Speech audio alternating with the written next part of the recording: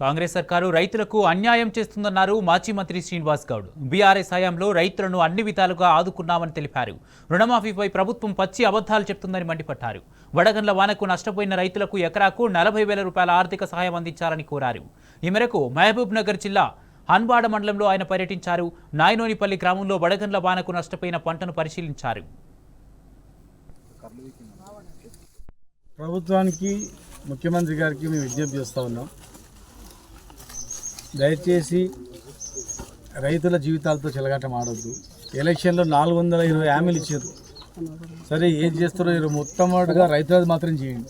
రైతుల ఎజెండానే మీ ప్రధానంగా తీసుకోండి. రైతులకు ఏమేమి హామీలు ఇచ్చారో రైతులకు ఇచ్చే హామీలు మొదలు నెరవేర్చండి. మిగతా సెకండ్ పీరియడ్లో పెట్టండి. రైతులకు ఇస్తానటువంటి రైతు బంధు ఇవ్వండి. దయచేసి కౌలు రైతులకు కూడా ఇస్తామన్నారు, కౌలు రైతులకు ఇవ్వండి.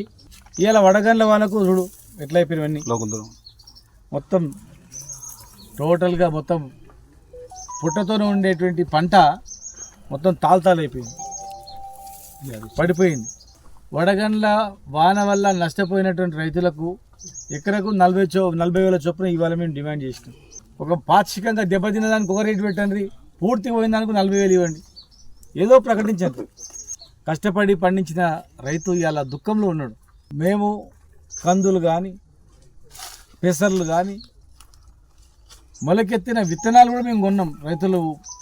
రైతులకు గిట్టుబాటు ధర ఇచ్చినాం. వర్షాలు వచ్చో లేకపోతే ఏదైనా తెగులు ఏమైనా అయితే కూడా ఆ రైతులు ఆదుకున్నాం. ఇలా మీరు రాష్ట్రం మొత్తం మీద ఒక 200 కోట్లు ఖర్చు పెడితే సరిపోతుంది ఇప్పుడు ఈ వడగండ్ల బాధితులకు ఇచ్చేది. దయచేసి ఇమ్మీడియట్గా సాయం చేయాలి.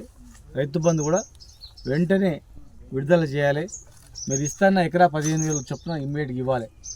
ఇలా రైతులందరూ కూడా మీ రైతు బంధు పెంచి ఇస్తాము అన్నందుకే మీకు ఓట్లు వేసారు, అధికారంలోకి వచ్చారు.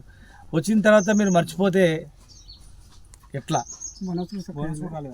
బోనస్ లేదు, పీనస్ లేదు, రుణమాఫీ లేదు. చెప్తున్నా పెద్ద మనిషికి 1,00,000 రూపాయలు ఉందంటే రుణమాఫీ కాలేదు.